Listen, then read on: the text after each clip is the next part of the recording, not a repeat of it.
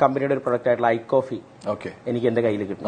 കാരണം ആ സമയത്ത് ഞാനൊരു ഏകദേശം ഒരു 12 വർഷമായിട്ട് എനിക്ക് ഡയബറ്റിക് ഉണ്ടായിരുന്നതാണ്. ട്രീറ്റ്മെന്റ് എല്ലാം എടുക്കുന്നത് 3 നേരം മെഡിസിൻ എല്ലാം കഴിച്ചുകൊണ്ടിരുന്നതാണ്.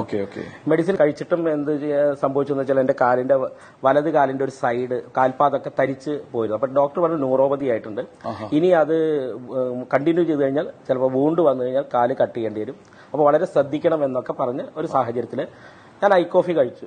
ഐക്കോഫി കഴിക്കുമ്പോൾ തന്നെ എനിക്കൊരു പകുതി മാത്രമേ വിശ്വാസമുള്ളൂ. പക്ഷെ ഐക്കോഫി കണ്ടിന്യൂ ചെയ്തൊരു 35 ഡേയ്സ് കഴിഞ്ഞപ്പോൾ എന്റെ ഫാസ്റ്റിംഗ് ബ്ലഡ് ഷുഗർ ചെക്ക് ചെയ്തപ്പോൾ 115 വന്നു. ഒരു 12 വർഷമായിട്ട് സംഭവിക്കാത്തൊരു കാര്യമാണ്. ഞാൻ മെഡിസിൻ സ്റ്റോപ്പ് ചെയ്തു, മെഡിസിൻ എല്ലാം സ്റ്റോപ്പ് ചെയ്ത് കോഫി മാത്രം എഗെയിൻ ഒരു ബോക്സും കൂടെ കഴിച്ചു. അപ്പോൾ 138 വന്നു.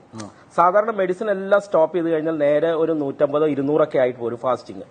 പക്ഷെ മെഡിസിൻ ഇല്ലാതെയും ഐക്കോഫിയുടെ സപ്പോർട്ട് കൊണ്ട് 138 ആയുള്ളൂ. അപ്പൊ എനിക്ക് ബിലീഫ് വന്നു. ഞാൻ കണ്ടിന്യൂസ് ആയിട്ട് യൂസ് ചെയ്യാൻ തുടങ്ങി.